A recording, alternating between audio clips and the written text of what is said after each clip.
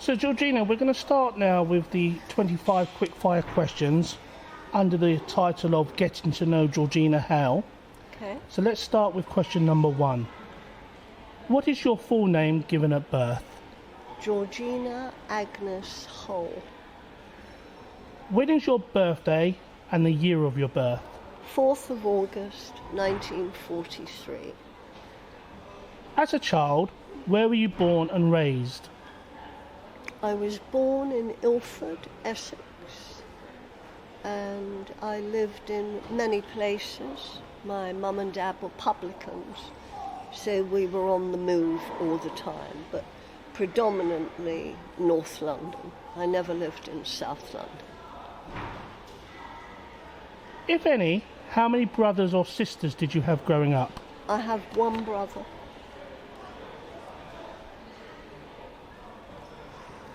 Younger or older than you? 2 years younger.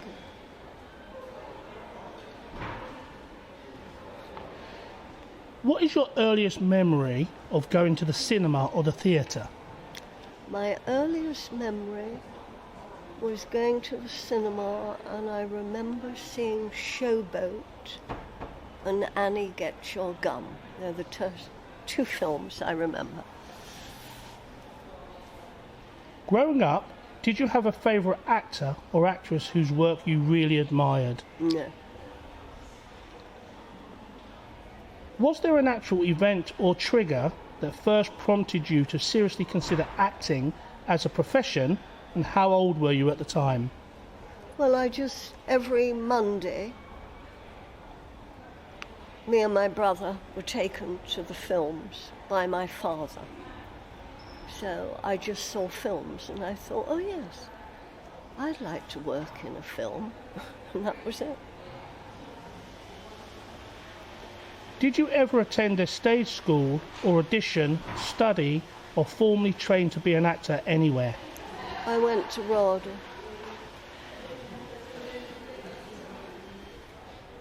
Either before you began your acting career, or maybe when you were between roles at any time in your career, what other non-acting jobs have you done? Before I went to drama school, I trained as a hairdresser.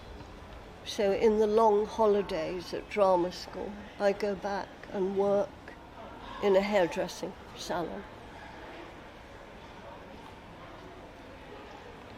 What was your first ever paid acting performance, i.e. your professional debut, and again, how old were you?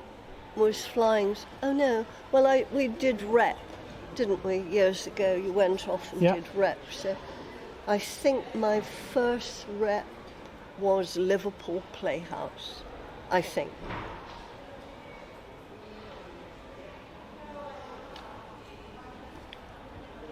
Can you remember how old you were or what production you were working on when someone first asked you for your autograph?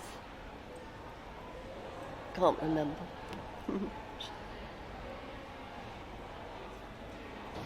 And when you were younger at the start of your career, did you put much thought into constructing your signature? And if the signature that you have today, how different is it to what you signed way back when? I think it's the same. I think it's the same. At any point in your career, have you ever been starstruck when meeting someone famous? And have you ever asked anyone for their autograph?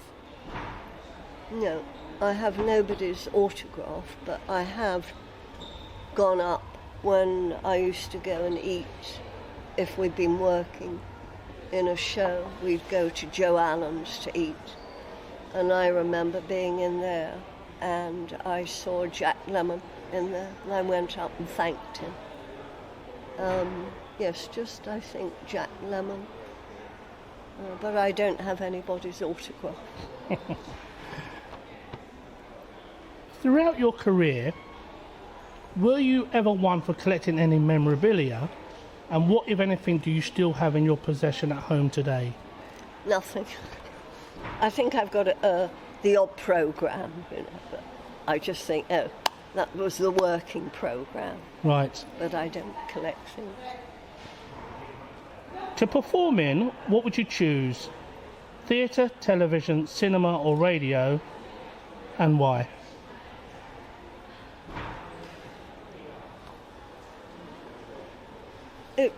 That depends on the part. You know, if you read it and you think, yeah, I'd love to do that, then you do it. But I haven't done radio. I think the odd one. Right. But I was never a good reader, so I had problems reading. So to give me something to read and read and read, I had a big problem. I had to look at it, go away, learn it.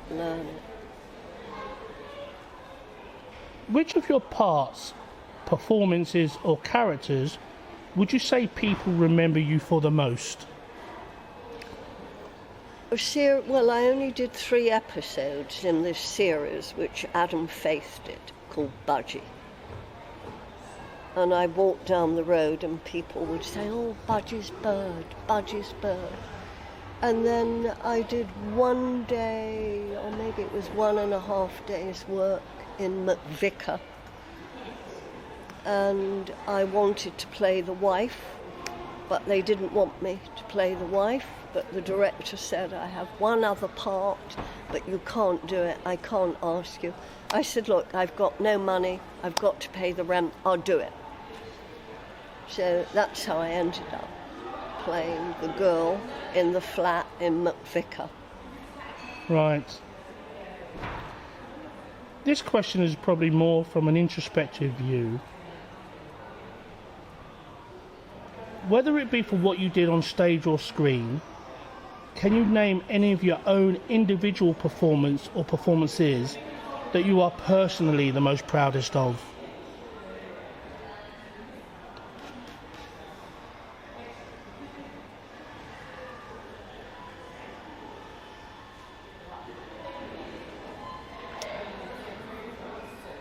We did a stage show called Steaming, and I think that character, Josie, and I did meet the real Josie.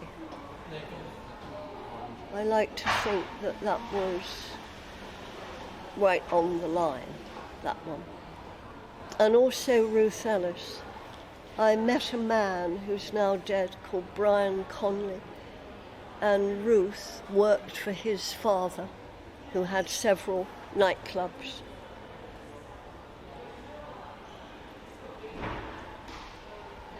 And then it was somebody that had vaguely known her, sent me a note thanking me for the performance. Perfect.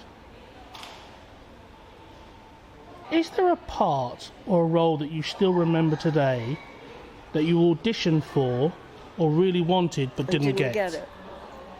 I'm sure there were quite a few. What I really wanted didn't get? I can't remember, but I'm sure there were a few. You'd go, you know, and you think, oh, I didn't get it. Now, this may well be because of conflicting schedules or any other reason, but was there any part that you ever turned down and later regretted the decision? Or like many, do you just take what you can get? When they were doing... I'd done a lot of theatre, and I was dying to do a television, and all that I kept getting was like theatre.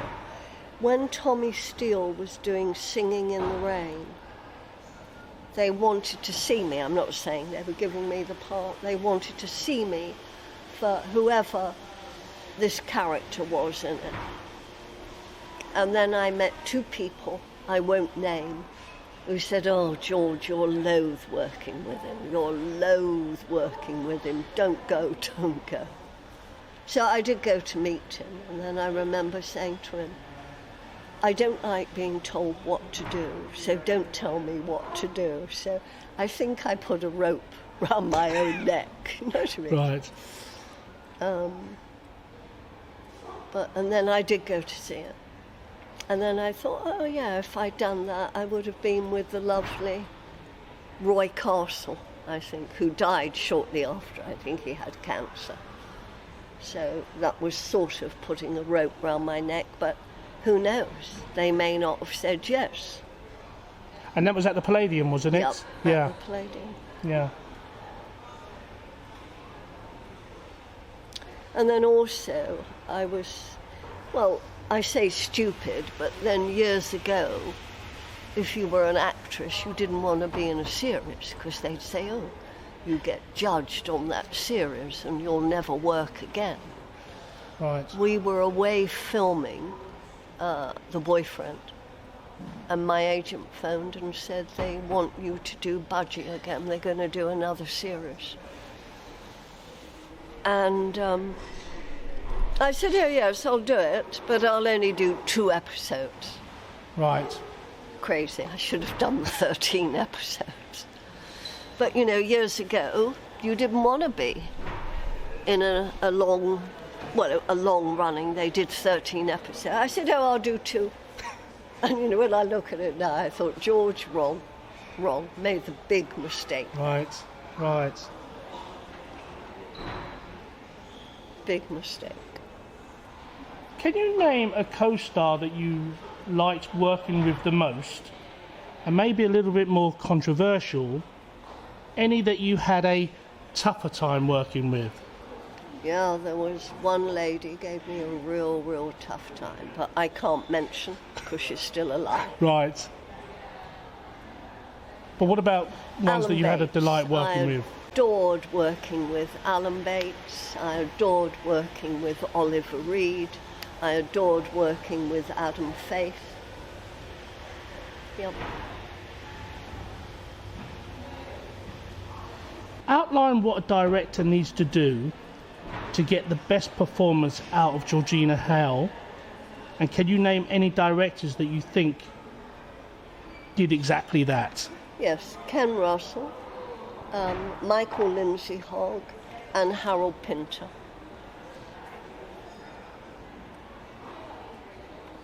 So you've named 3 directors there, but what is it about the director in terms of their style, their personality, that draws the best performance And out of you? also Philip Proudest, that's the theatre director.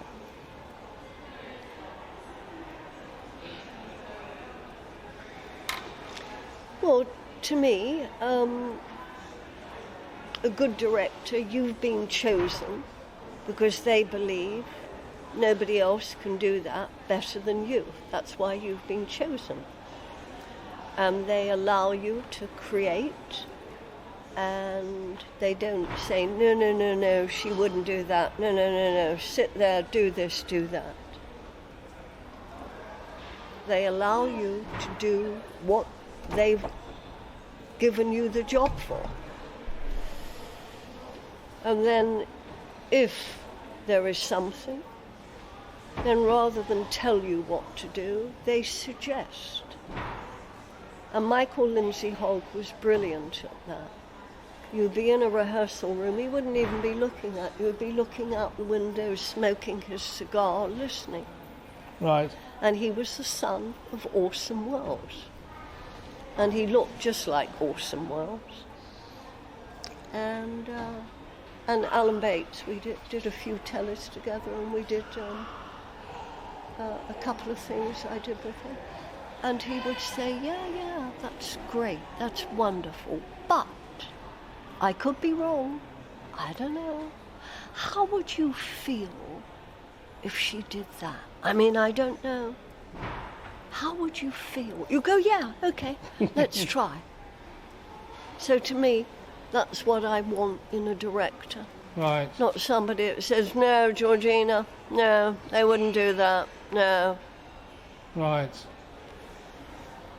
And rather than a director that's I've had a few. continually telling you what to do, what directing style doesn't land well with you?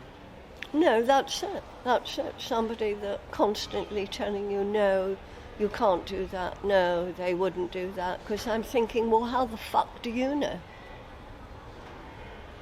You're allowed to create, you're allowed to think. Right. And if you make a mistake, acting is about making choices. Right. You can't always make the right choice, but if you believe in what you're doing, then that's half of it. Fantastic. Where Ken Russell was wonderful, he could be vicious on you, but you loved him. And one time he really swore at me, cursed me on the set in front of everybody. And the crew would say, "Who got the bollocking today?"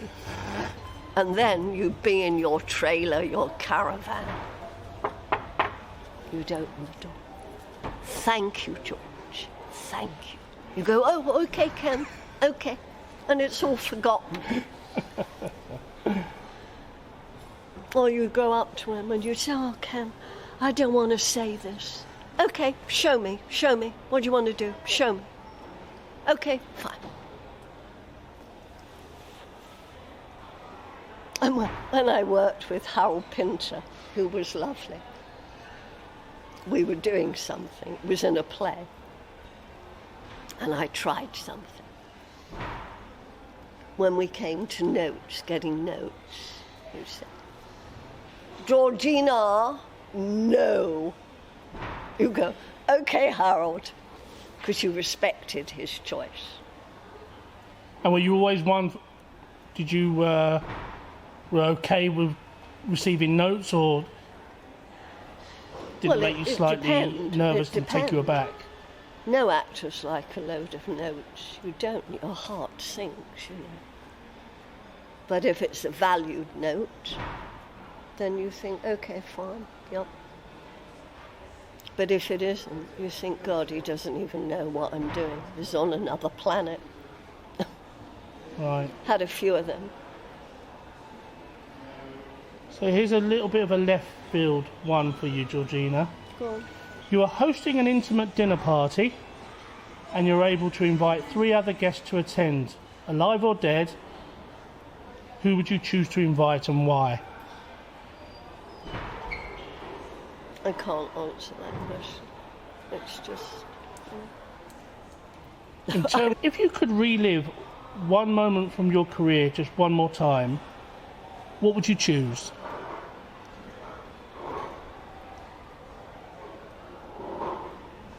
Whether it be a production, a company that you worked in.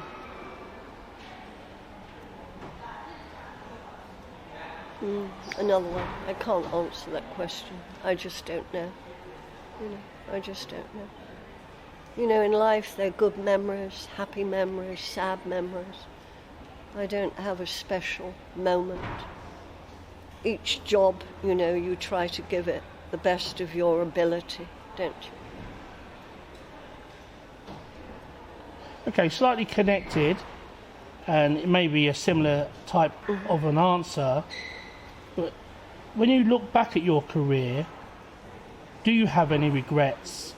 I mean, if you had your time again, would you have done anything differently or made any different choices at any stage?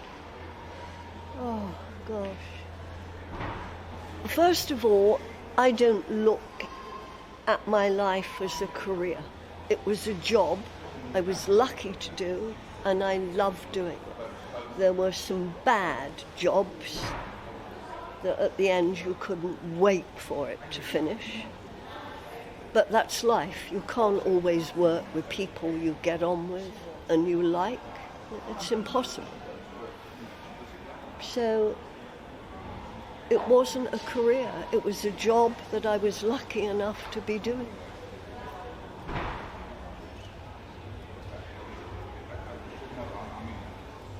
Tell us something about you or your career that most people would not already know.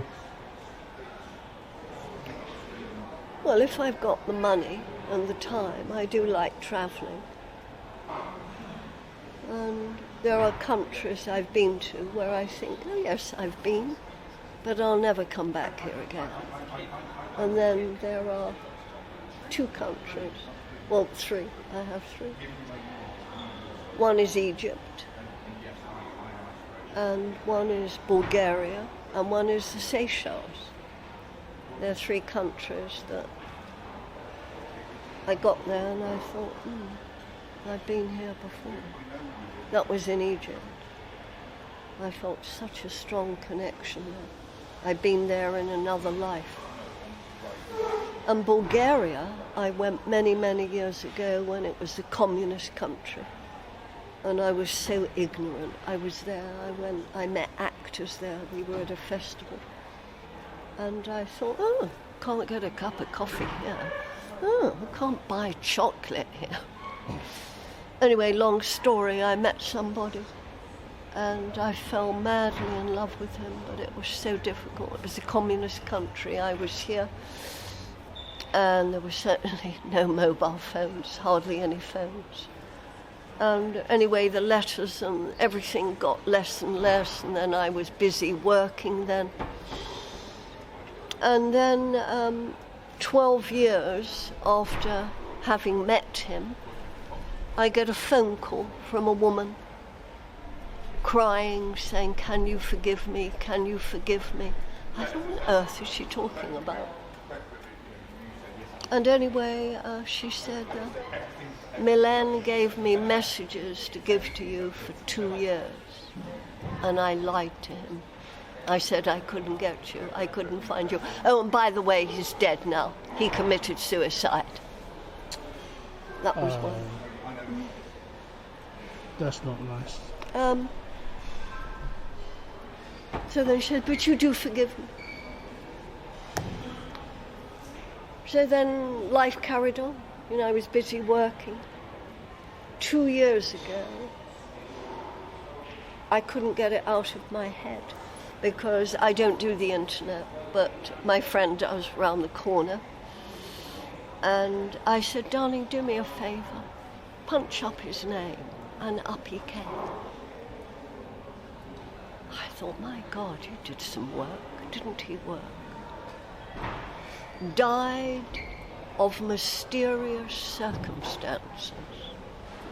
I thought, no, if you commit suicide, you commit suicide. What's mysterious about that? So I went back. Tracked down as much as I could find. And he was beaten up, I say, by secret police. I don't know what they call them there. Right. Taken to hospital. Do you know what the crime was? I mean, for what reason? There was no crime. This was communist country, just by looking at you. And he died in the hospital. So that was my biggest regret, that I didn't go back to see him. Right. I'm not saying I would have married him, but if she'd given me the messages, I would have gone back. Right. You know, for a brief holiday, whatever. And maybe it all would have died the death. Right. But that was my biggest heartache I've ever had. That there's nothing you can do. They are dead. Right. And you think, I wonder what his messages were. She may have told him, oh, I don't think she lives there anymore. Because the letters stopped, the cards stopped. Right.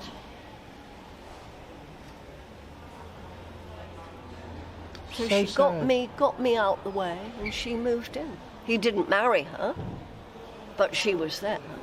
Sad. Yeah. So I went back to Sofia and fell in love with Bulgaria. It's such a wonderful country. And then I did go back to the Seychelles many years ago, after we'd done filming. And I fell in love with the Seychelles. Beautiful.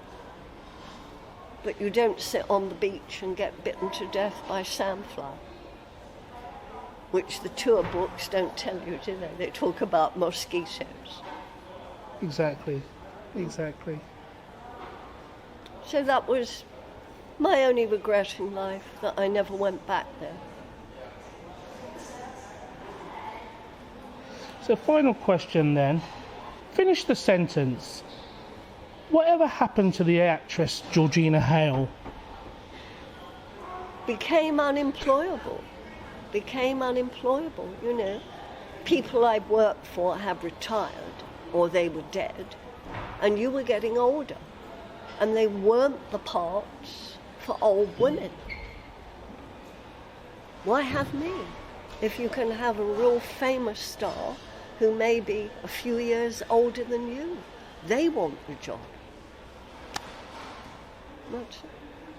I remember my brother once telling me he was driving in a car, and this may have been 10 or 12 years ago, radio, whatever. And he's driving along, and somebody says, "Oh, anybody knows where Georgina Hale is? What happened to her? Phone and tell us."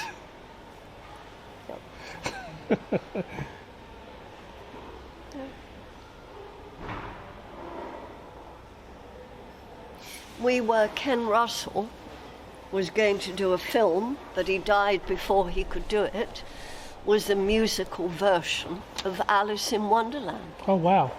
And I was in that with Roger Daltrey, but never happened. Ken died. That was really sad. Did they start the production then? No, it was all going ahead, but that was it.